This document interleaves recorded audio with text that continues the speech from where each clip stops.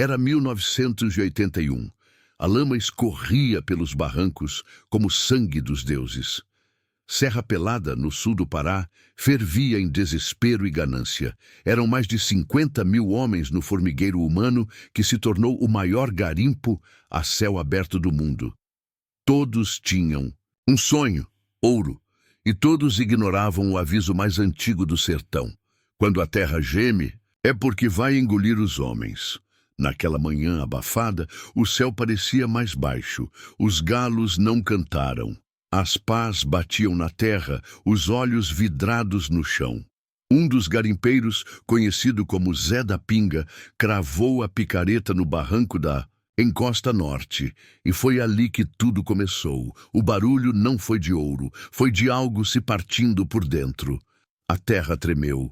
Um gemido seco, abafado, profundo, como se o próprio inferno estivesse se virando na cama.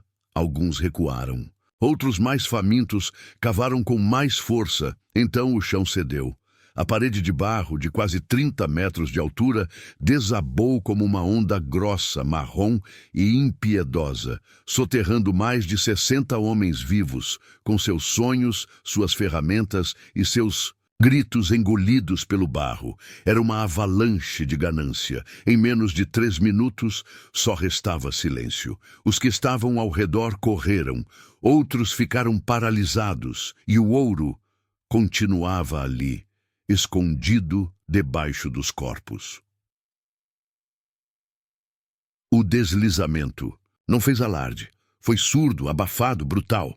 Um movimento pesado da terra que engoliu dezenas de corpos sem sequer levantar poeira. Apenas lama, pedra, sangue e silêncio. A maioria não teve tempo de correr. Alguns levantaram os braços, outros gritaram os nomes de seus santos protetores. Mas não houve proteção. A parede do barranco caiu como uma onda do fim do mundo. No alto, um homem chamado Zé da Pinga, o mesmo que esticou o braço antes do colapso, desapareceu sob um manto de barro espesso. Ao seu lado, Caburé, um cearense de olhos fundos, foi visto, pela última vez com a picareta no ombro, parado, como se soubesse que dali em diante nada mais se moveria. A lama não esmagava como pedra. Ela engolia vivo, sufocando cada espaço, cada fôlego, cada tentativa de grito. Era um abraço morno da morte. Os que estavam próximos desceram em desespero. Alguns com pás, outros com as próprias mãos. Os gritos vinham abafados debaixo da terra. Sons desesperados, úmidos, o último eco da vida resistindo. Tem gente viva!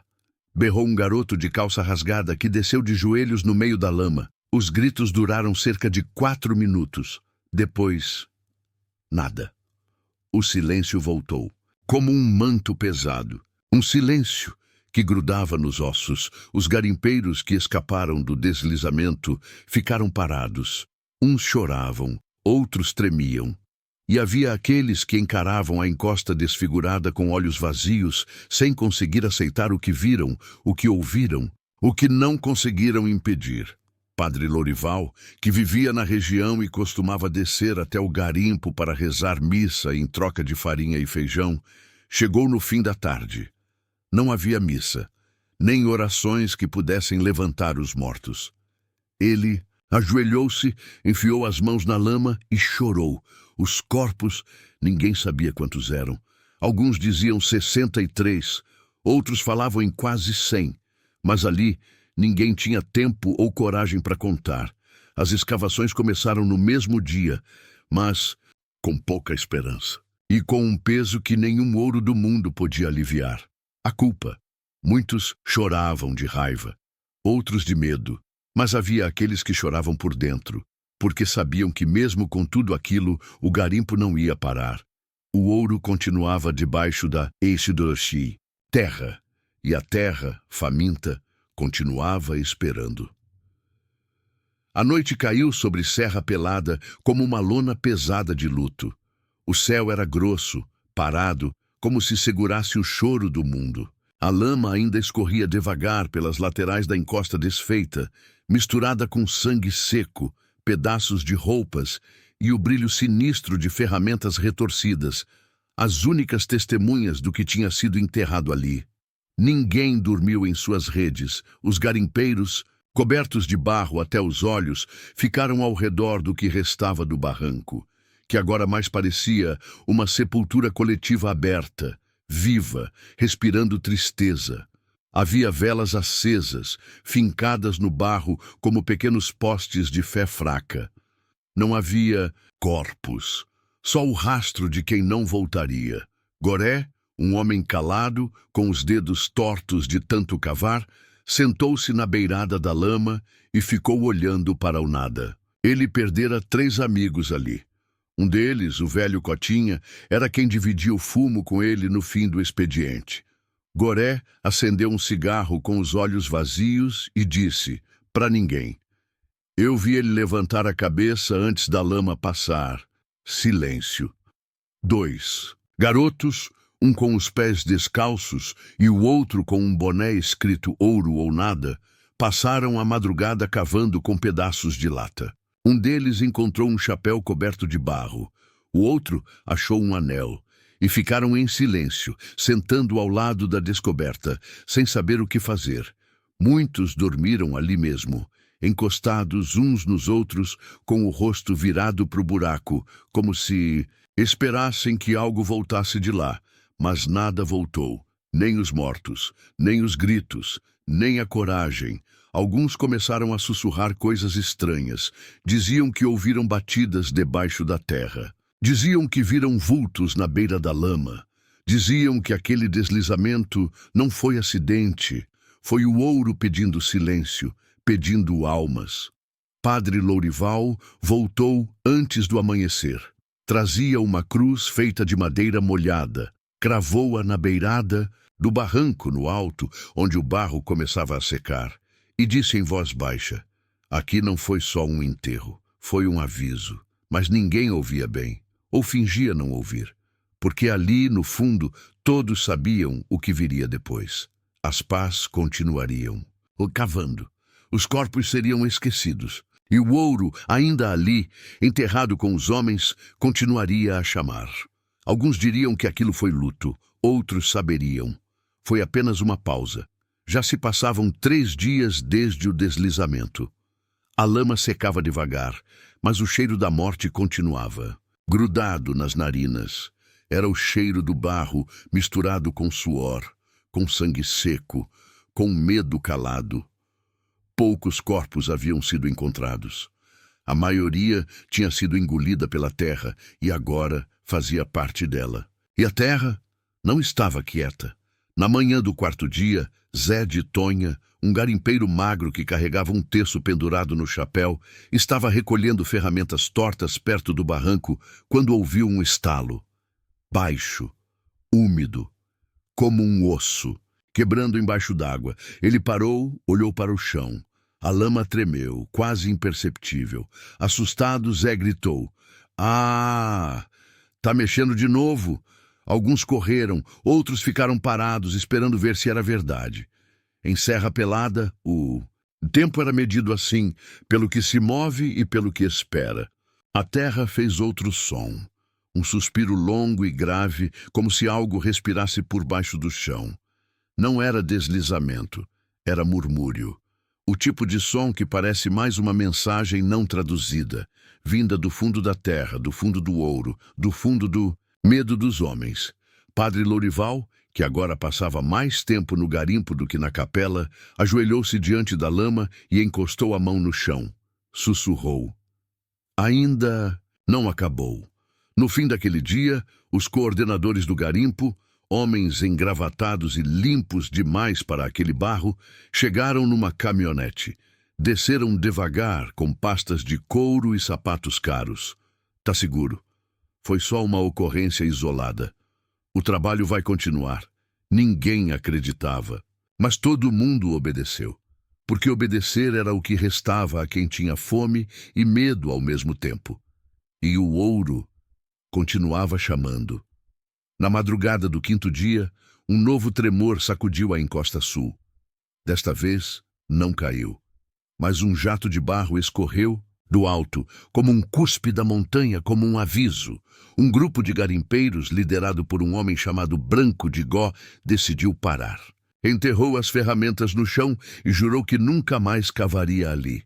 Mas no dia seguinte estava de volta, com os olhos baixos, com as mãos sujas, com a mesma pergunta muda no peito: se eu não cavar, o que é que me sobra?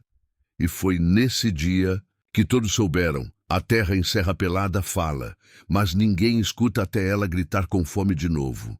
Passaram-se 7 dias desde o deslizamento. O barro começava a secar por cima, mas por baixo ainda fervia.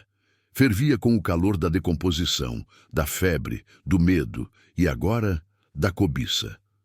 Foi no 8º dia que a enxada de um garoto de 16 anos, chamado Murilo do Norte, bateu em algo duro.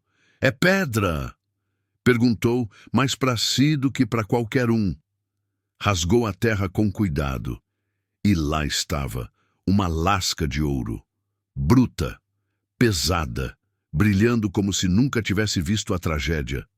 Um silêncio estranho caiu entre os garimpeiros ao redor. Todos olharam. Ninguém falou. Murilo, com os olhos arregalados, levantou o pedaço para que a luz do sol o tocasse. Na superfície da pepita ainda havia fragmentos de unha, um fio de cabelo, talvez pele. Mas ninguém ligou. O ouro voltou, disse um. "A terra está devolvendo", disse outro, e começaram a cavar com mais raiva, com mais sede, com a força de quem perdeu irmãos e quer, de algum modo, fazer valer o sangue derramado. Em poucas horas, encontraram 3 sacos escondidos sob o barro, sacos amarrados, quase podres, mas ainda intactos. Dentro deles, pepitas, pedras, pó e um rastro de morte que ninguém teve coragem de pesar. Dizem que os sacos pertenciam ao Caburé. Outros diziam que eram do Zé da Pinga. Mas não havia nome, nem justiça prometida.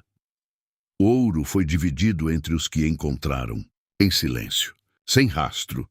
Padre Lourival apareceu quando os homens já estavam de costas voltadas uns para os outros, pesando com as mãos o brilho amaldiçoado. Ele não disse nada, apenas olhou para o ouro, depois para o barranco, e então sussurrou: "O ouro que vem com morte carrega a alma de quem sobrou." Ninguém respondeu, mas naquela mesma semana, 3 homens morreram. Um caiu de uma ribanceira tentando fugir de um roubo. Outro foi encontrado com a garganta cortada no banheiro de zinco. E o terceiro simplesmente desapareceu. Restou só a bota. O ouro estava de volta.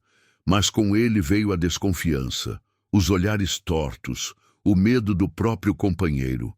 As noites ficaram mais silenciosas. As ferramentas passaram a dormir ao lado dos corpos, e a ganância, essa sim, nunca mais descansou. O garimpo havia mudado. A lama secou, mas o ar ficou mais pesado. E todos sabiam, o ouro agora tinha gosto de sangue. Seu nome era Denner Lessa, mas ninguém chamava assim. Era conhecido como Dente Quebrado, por causa da pancada que levou na boca durante uma briga por uma marmita cheia de arroz e farinha. Vivia no garimpo há 6 anos. Não tinha amigos, nem fé, nem nada, exceto uma vontade imensa de sair dali com as mãos cheias e a consciência vazia. Foi ele quem viu, no 9º dia após o deslizamento, um dos sacos rasgados ao pé da encosta. Esquecido, semi-enterrado, com 2 pepitas ainda visíveis, sujas de sangue seco e barro escuro. Olhou para os lados, não havia ninguém por perto. Pegou o saco, cobriu com um pano, enterrou de novo, mas só pela metade. Voltou à noite, sozinho, com uma mochila de lona e olhos acesos. Ao amanhecer, já estava descendo a trilha com o ouro nas costas. Disse a 2 homens que ia buscar água. Disse a outro que ia até Marabá visitar a mãe doente. Mentiu 3 vezes em menos de 10 minutos. Recorde absoluto em Lentávia. Desceu pela trilha do mato raso, com passos silenciosos. Mas a mata sabia, o chão sentia. E o peso do ouro não era só físico. era espiritual. A chuva começou do nada. Grossa, suja, o barro virou sabão. Daenerys escorregou, caiu, levantou, seguiu em frente, mas cada passo parecia mais difícil. Ao chegar na beira do igarapé, já tremia. Tentou atravessar com a mochila nas costas, mas a água subia. De repente, um galho estourou no alto da margem. Ele olhou.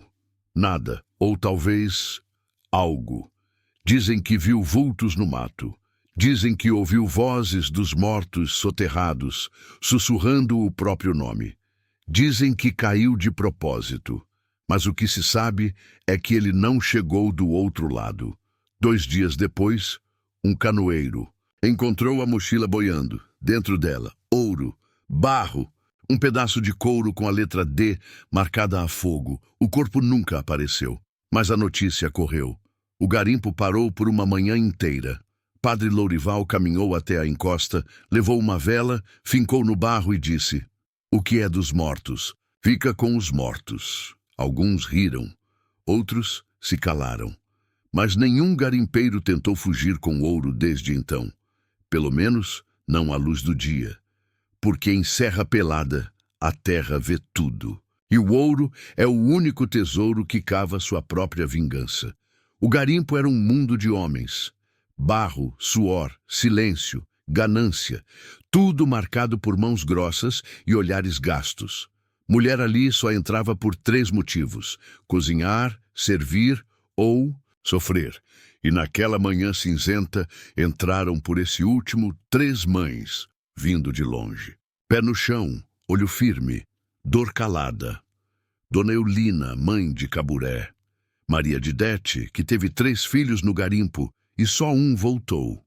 E Zezinha do Brejo, que dizia ouvir a voz do filho morto em sonho, pedindo para ser tirado da lama. Elas desceram, com sacolas nas costas, terço nos dedos e nenhuma pressa, como quem carrega um destino dentro da pele. Os homens pararam para olhar. Ninguém sabia o que dizer. Não se falava com mãe de morto sem baixar o olho. Dona Eulina ajoelhou na beira do barranco. Enfiou a mão na lama ainda molhada. Tirou um pedaço de tecido. Era de uma camisa que ela mesma tinha costurado, anos atrás. Reconheceu o botão, o ponto torto, a linha vermelha. Ele está aqui. Maria de Dete não disse nada, apenas acendeu uma vela, enterrou no barro, depois sentou-se e ficou. Horas. Zezinha do Brejo caminhava pela encosta com uma sacola cheia de roupas do filho. Ia colocando pedaço por pedaço no chão. Vai achando ele pelo cheiro, meu filho. Vai vindo. Eu trouxe tua blusa do Flamengo. Ouvia-se tudo. Cada sussurro, cada reza, cada ausência. Os homens estavam calados. As ferramentas quietas. E o ouro, parado como se respeitasse. Padre Lourival apareceu mais tarde, mas não rezou. Apenas chorou com elas. E depois fincou 3 cruzes pequenas no barro. Ao fim da tarde, as mães ainda estavam lá, molhadas, sujas, de olhos fundos. Alguns garimpeiros quiseram ajudar, mas nenhum teve coragem de tocar nelas. Era como se aquele momento pertencesse a outro mundo. Antes do pôr do sol, Dona Eulina se levantou, olhou para o céu, disse: "Se não posso tirar ele daqui, então que ele me veja", e tirou-o. Do bolso um espelho pequeno, colocou virado para a lama e foi embora.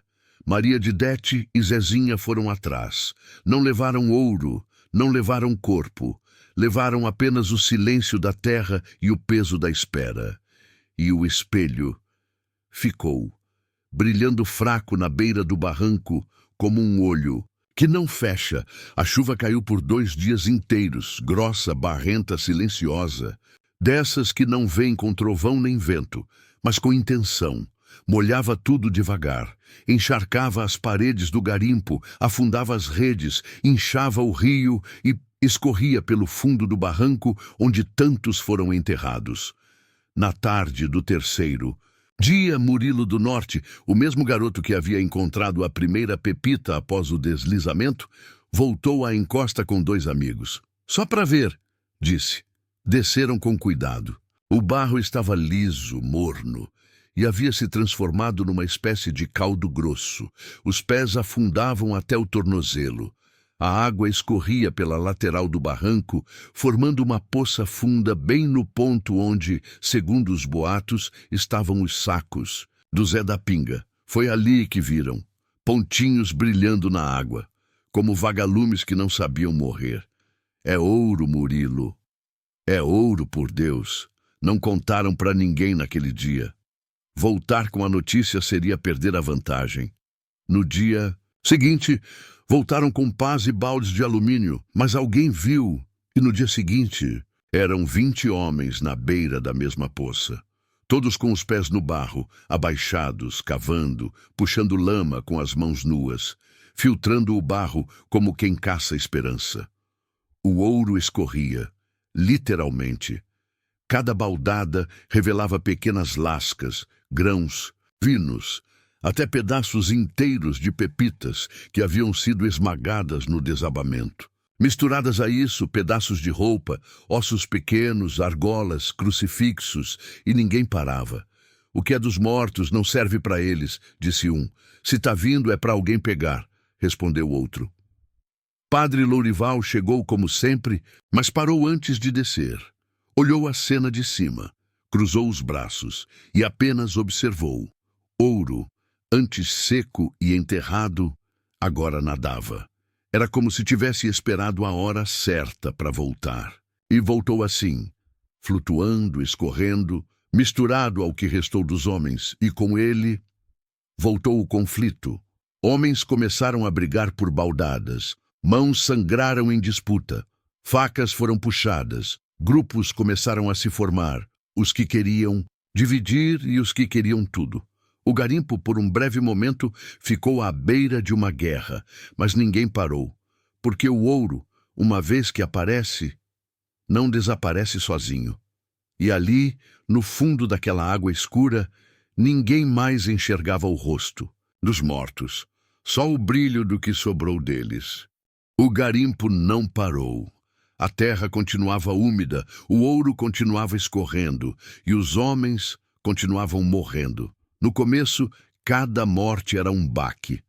Tocava-se o sino da capela improvisada. Padre Lourival fazia uma oração. Os companheiros paravam, as paz. Havia choro, havia respeito. Mas com o tempo, isso acabou. O sino calou. O padre apenas assistia, e os corpos passaram a ser retirados como quem carrega saco de barro. Morreu Gino do Mato, atingido por uma tora solta.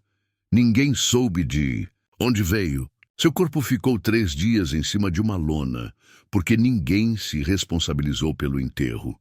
Josias, o paraense da Barraca 18, foi esfaqueado por ter enchido demais um balde com pepitas finas. Deram 4 facadas. Não foi por raiva. Foi por regra. Zulmiro, o cozinheiro, morreu afogado num buraco que ele mesmo cavou para jogar água suja. Foi encontrado com a cabeça para baixo e as pernas para cima, e ninguém se assustou. A morte virou paisagem, ouro, lama, sangue, silêncio. Essa era a paleta de Serra Pelada. Alguns tentavam manter os rituais. Colocavam uma vela acesa perto do corpo, jogavam um pouco de pinga sobre a terra. Outros nem isso. Se pararmos a cada morte, o ouro vai rir da gente, disse um homem velho, cavando com os pés descalços. Rir, o ouro. Aquilo virou quase um ditado. Se parar, o ouro ri. Se enterra, ele esconde. Se reza, ele se esconde mais fundo. Padre Lourival andava calado. Ele começou a escrever bilhetes à mão. Deixava escondidos entre as pedras da encosta, enrolados em panos com cheiro de vela. Em um deles, diziam que estava escrito: o garimpo já não é dos homens, é da terra, e a terra quer ficar sozinha. Ninguém lia, mas todo mundo sabia. Os homens cavavam mais rápido, mais brutos, mais cegos. E as mortes, que antes eram exceções, agora faziam parte da matemática. Um balde cheio, um corpo a menos, 2 dias de escavação, 3 machucados, uma semana boa. com apenas 2 cruzes novas no barranco. No alto da serra, uma árvore seca foi apelidada de Árvore dos que Foram. Era ali que alguns penduravam chapéus dos que morreram. Hoje já não cabe mais chapéu. Era meio-dia, o sol deveria estar queimando os ombros dos garimpeiros, secando o suor, iluminando o ouro escondido debaixo do barro. Mas naquele dia ele não apareceu. O céu, sem aviso, ficou cinza, depois escuro. Um negro espesso, pastoso, como se a própria noite tivesse descido do nada. Não havia nuvens, não havia trovão, não havia vento, só escuridão. Os homens pararam. Primeira vez em semanas que as pás deixaram de bater. Primeira vez que ninguém gritou. Primeira vez que o silêncio voltou a doer. Goré, um dos mais velhos do garimpo, olhou para o alto e murmurou: o céu. Cansou de olhar para cá. Padre Lourival saiu da capela sem batina, com a vela ainda acesa na mão. Caminhou até a beira do barranco. Todos o seguiram. Não como fiéis, mas como homens que precisavam ver alguém com coragem de não abaixar a cabeça. O padre subiu numa pedra, olhou aquele mundo de barro, sangue seco, ferramentas tortas e corpos ausentes, e então falou: o ouro quis os homens. Agora ele tem. O silêncio se espalhou como poeira úmida. Não havia mais preces, nem raiva, só um cansaço coletivo. Disse que naquele dia nenhuma pepita foi retirada da terra. Ninguém brigou, ninguém morreu, mas todos enxergaram a própria morte, a própria fome, a própria ausência. Quando o céu clareou, 3 horas depois, era como se todos estivessem mais velhos. Não no corpo, mas no olhar. Serra pelada, antes montanha de promessas. Agora era um cemitério aberto, respirando lentamente, como se esperasse o próximo a se ajoelhar não por ouro, mas por perdão. Naquela noite, as velas foram acesas por conta própria. Ninguém mandou. Ninguém pediu. Cada barraca tinha uma luz, fraca, suficiente. E no alto da colina, uma fogueira queimava sozinha, sem mãos nem fósforo. Dizem que era o ouro se despedindo, ou talvez avisando que ainda está lá, esperando.